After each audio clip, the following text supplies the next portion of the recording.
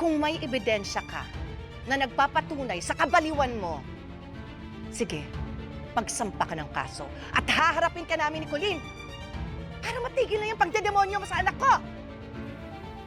Hinahamon mo ba ako? Oo. Chill, Thelma. Darating tayo dyan. Talaga?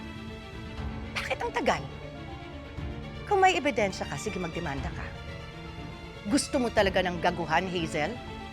Sige, ibibigay ko sa'yo. Maghanda ka sa gagawin ko. Sige nga. Anong gagawin mo? Bigyan mo naman ako ng clue.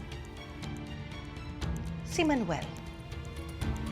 Gagamitin ko si Manuel laban sa'yo.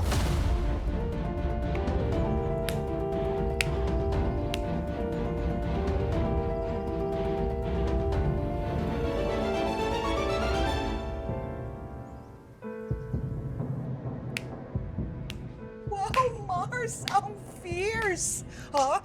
First time kong narinig sa bestie ko yung mga bad words lumalabas sa bunganga mong gano'n, no?